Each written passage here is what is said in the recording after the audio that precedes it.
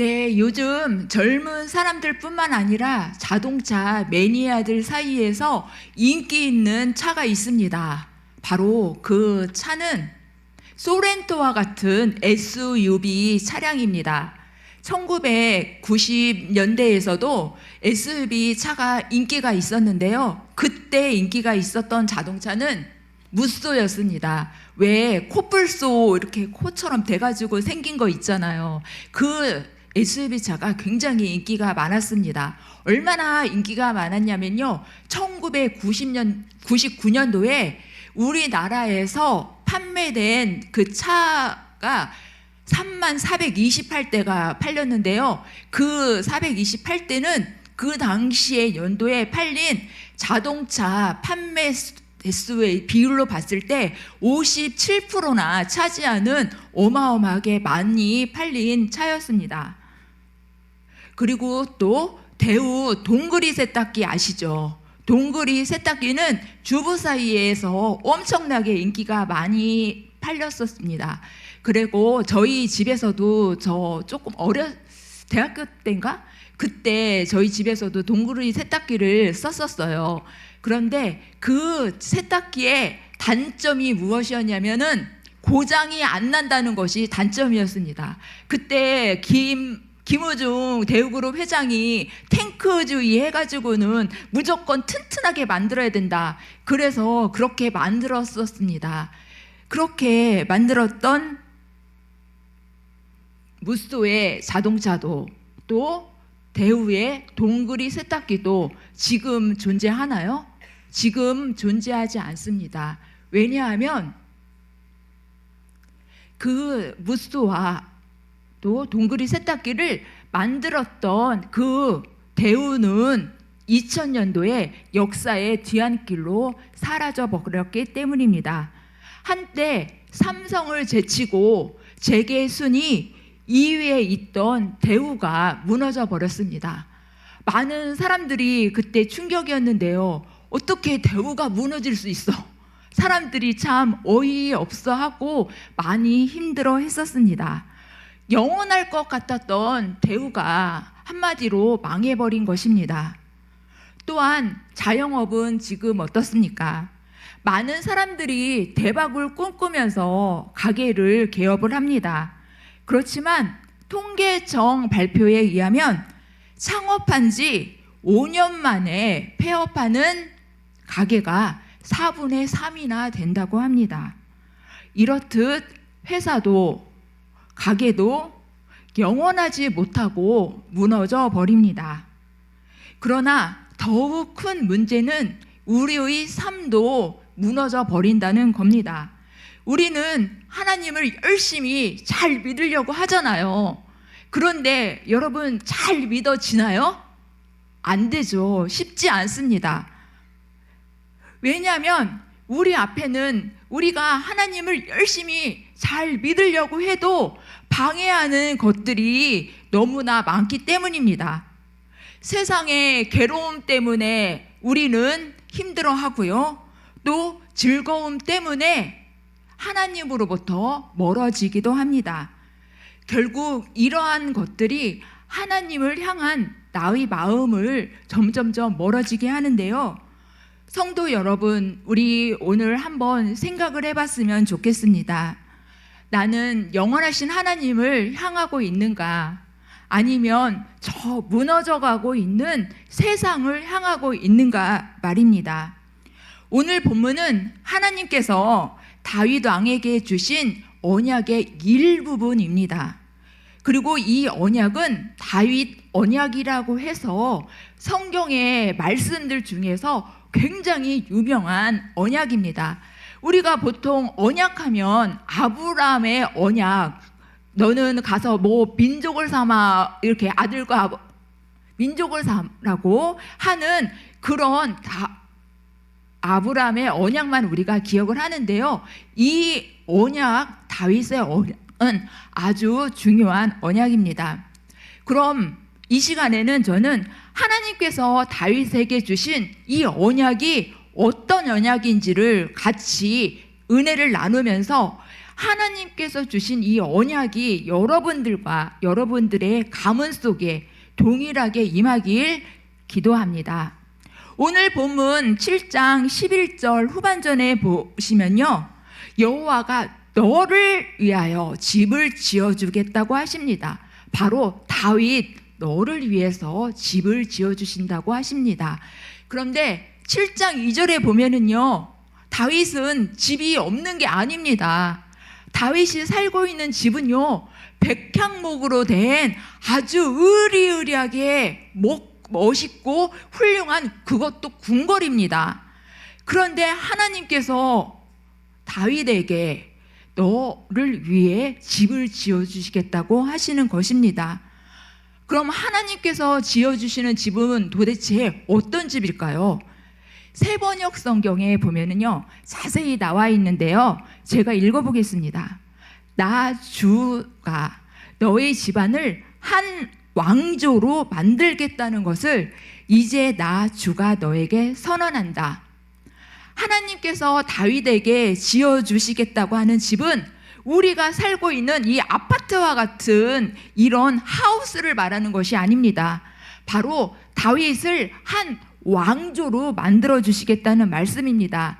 다윗, 너 때문에, 너를 위해서 네 가문을 영원히 빛나게 해주시겠다는 그런 위대한 말씀입니다. 이것만큼 어떤 축복이 있겠습니까? 여기 앞에, 제일 앞에 이제 우리 김희준 집사님께서 앉아 계시는데요, 하나님께서 김희준 집사님에게 나타나셔서 김희준 집사에 너 때문에 내가 너를 보고서는 너의 가문을 절대 망하지 않고 축복해 주겠다고 말씀하시고 계시는 것입니다. 그러면서 거기에 아울러서 너희 집안 가문이 영원히 멸망하지 않을 거라고 말씀을 하십니다. 얼마나 놀라운 축복입니까? 저는 이 본문을 읽으면서 하나님, 다윗에게 주셨던 그 축복을 저에게도 주세요. 또 저희 진주문 교회에도 주세요 하면서 기도를 했었습니다. 여러분, 이렇듯 하나님께서는 다윗 가문을 축복해 주시는데요, 이것은 전적인 하나님의 은총이긴 합니다. 그렇고 또 앞으로 너희 그 이스라엘의 많은 왕들이 나타나지만 다윗 너희 가문만이 하나님께서 내가 인정하는 정통 왕조가 될 거라고 말씀을 하시는 것입니다. 정말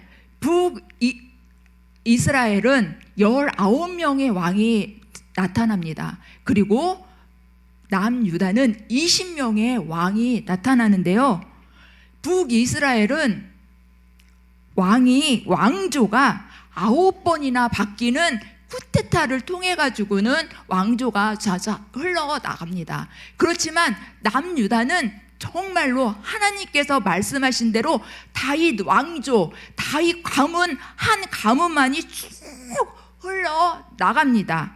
하나님께서 말씀하시는 대로 그대로 이루어지는 거죠. 그러면서 170년이 지난 후 유다의 여호사밧 왕이 북이스라엘에서 바알을 숭배하는 아달랴를 갖다 며느리로 맞이하게 됩니다. 남유다로 시집 온 아달랴는 자신들이 믿던 바알과 아세라, 하나님께서 굉장히 싫어하는 우상을 가지고 와서 그것들을 섬깁니다. 그런데 거기에서만 멈추는 것이 아니라 아달랴는 자신이 왕이 되려고 합니다. 그렇게 해서 다윗의 후손인 자신의 손자를 갖다가 죽이려고 합니다. 그렇게 왕자들이 거의 살해되는 과정 속에서 요아스의 고모 여호세바가 요아스를 숨기는데요, 어디다 숨기냐면은 침실 밑에다가 숨기게 됩니다. 그리고 어린 핏덩어린 그 요아스를 그 고모부가 그때 당시에 여호야다 제사장이었는데 어디에 숨겨서 키우냐면요, 그 핏덩어린 요아스를 성전에서 6년 동안 숨기게 됩니다. 하나님의 섭리 가운데 모든 다윗의 가문들이 모조리 다 죽는 가운데 딱 한 명 요아스만 살아남게 됩니다. 그리고 하나님의 섭리 가운데 아달랴는 6년 후에 죽게 됩니다. 그리고 그 이후에 요아스가 남방 유다의 왕이 돼서 다윗의 혈통을 이어나가게 됩니다. 아달랴가 다윗 가문의 씨를 완전히 없애버려고 했으나 다윗 왕조는 무너지지 않고 영원하리라고 하신 말씀은 역사 속에서도 그대로 이루어지게 됩니다. 그리고 더욱 놀라운 것은요, 다윗 왕이가 영원하라는 하나님의 언약은 바로 예수 그리스도까지 이어지게 됩니다. 그리고 이 약속 때문에 마태복음 1장 다윗의 족보에 우리의 영원한 통치자이신 예수 그리스도께서 등장하시게 됩니다. 이렇듯 하나님께서는 다윗에게 엄청난 축복을 주셨습니다. 다윗 한 명 때문에 다윗의 그 가문이 영원토록 축복을 받게 된 것입니다. 그럼 그렇게 많고 많은 사람들 중에 하나님께서는 왜 하필 다윗과 언약을 이루셨을까요? 그러면 다윗의 어떤 점이 하나님 마음에 들으셔서 다윗 왕조를 무너뜨리지 않고 영원하게 해 주셨을까요? 다윗은 먼저 하나님의 뜻을 물어보고 순종하는 사람이었습니다. 여러분이 잘 아시다시피 다윗은 사울 왕이 죽이려고 했습니다. 그래서 사울 왕의 칼날을 피해서 굉장히 떠돌이 생활을 진짜 많이 했습니다.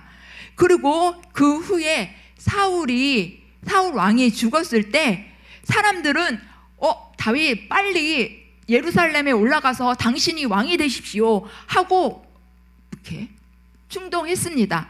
그렇지만 다윗은 예루살렘으로 올라갔나요? 예루살렘으로 올라가지 않았습니다. 제일 먼저 하나님께 여쭈어 보았습니다.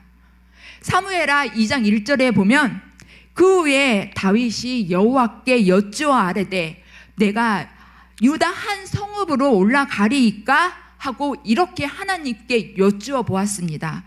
하나님께서 너 헤브론으로 올라가 말씀하시자 말씀에 순종해서 예루살렘이 아닌 헤브론으로 올라갑니다. 그리고 그 이후에 이스라엘의 진정한 왕이 된 후에 블레셋이 옆에 나라 블레셋이 터들어옵니다.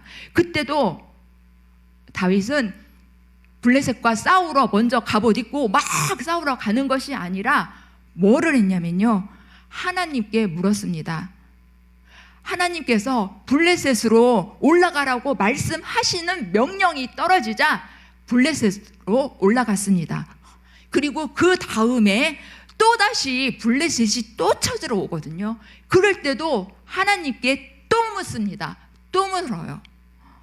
하나님께서 너 이번에는 올라가지 말고 기습해.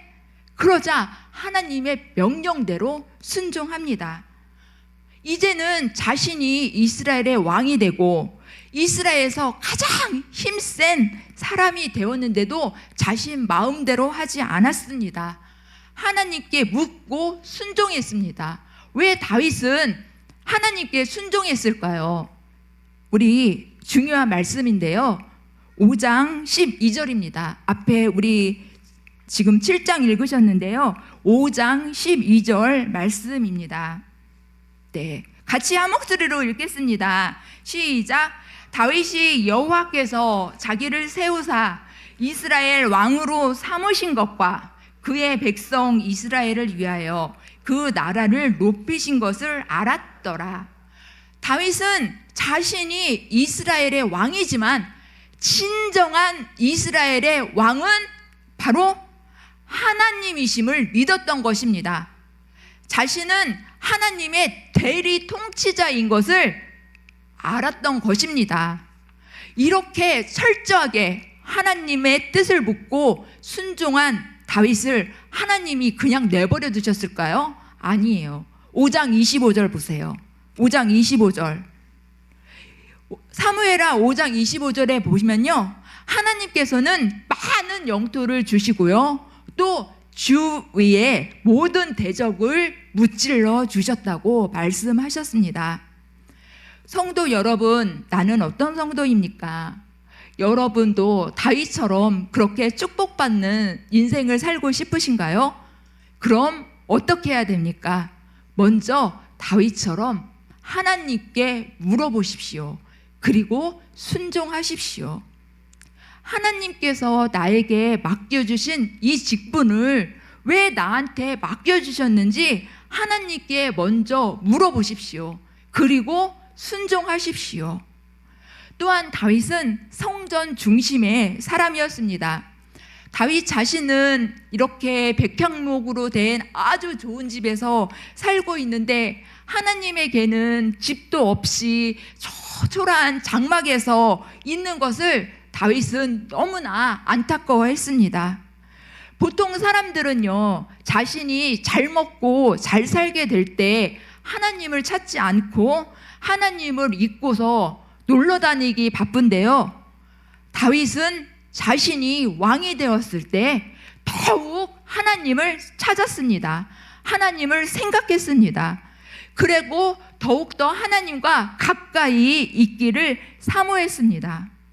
그래서 하나님의 임재의 상징인 언약궤를 다윗성으로 옮겼습니다. 그리고 또 하나님이 계신 성전을 짓고 싶어 했습니다. 그러나 자신이 성전을 그렇게 짓고 싶어 하는데도 하나님께서 너 안 돼! 놓으라고 말씀하자 하나님께 따지지 않았습니다.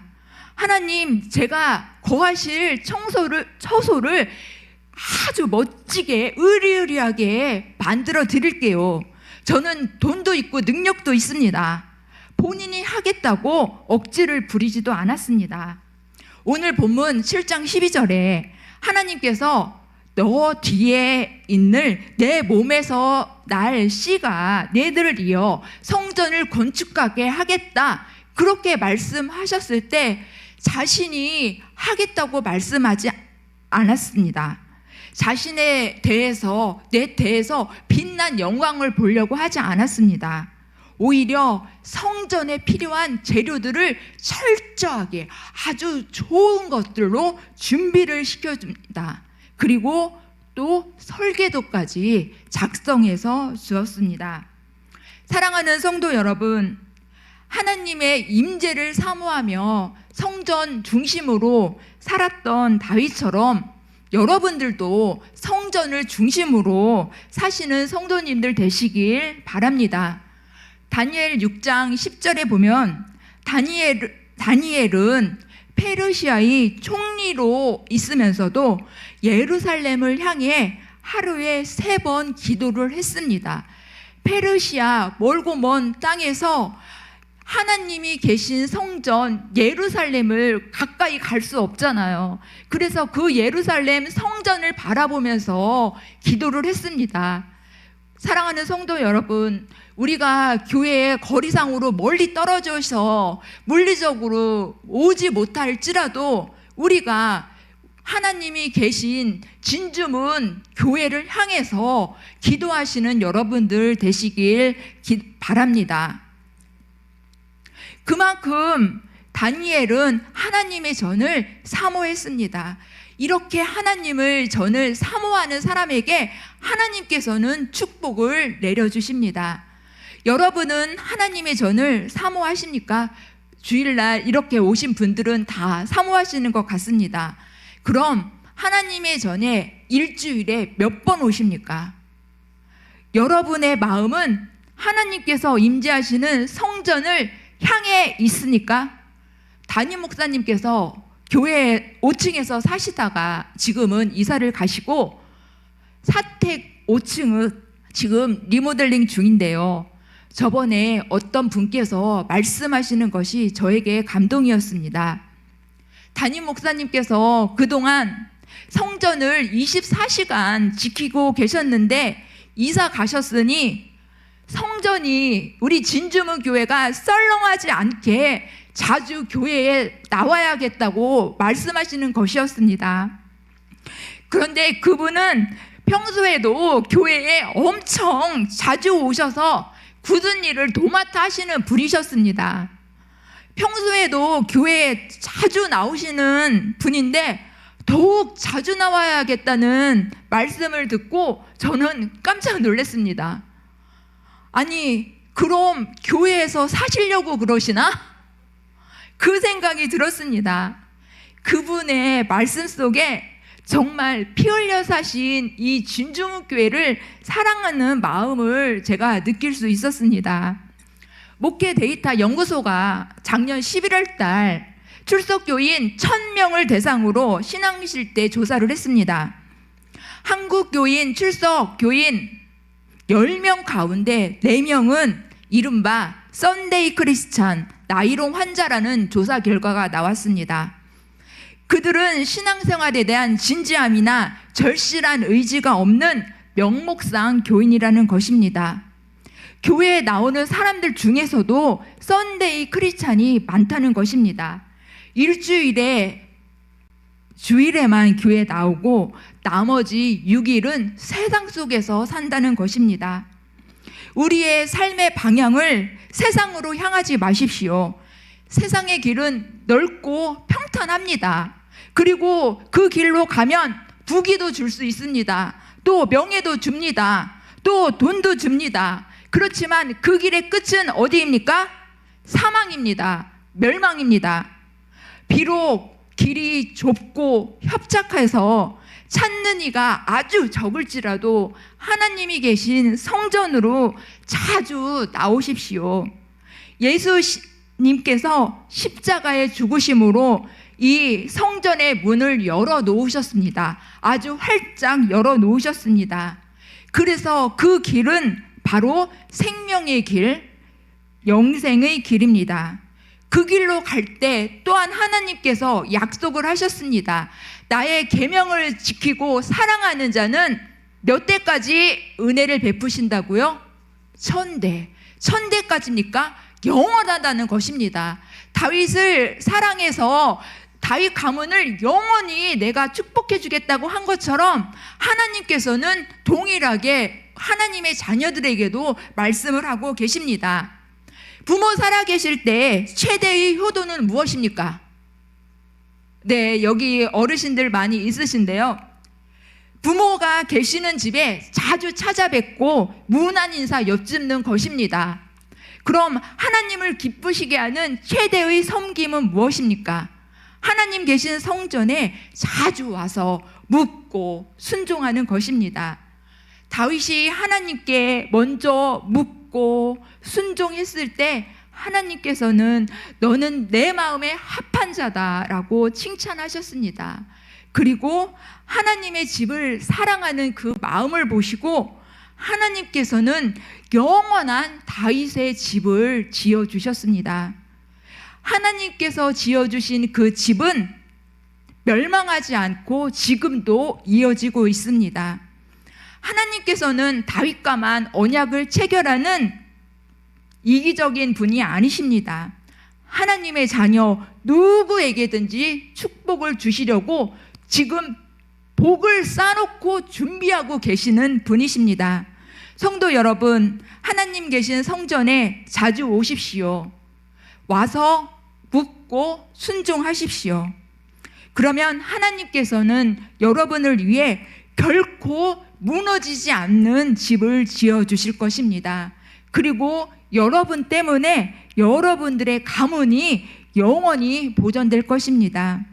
성도 여러분, 하나님께서 영원히 집을 지어주고 싶어하는 은총의 주인공들이 여기 계신 모든 분들이셨으면 좋겠습니다.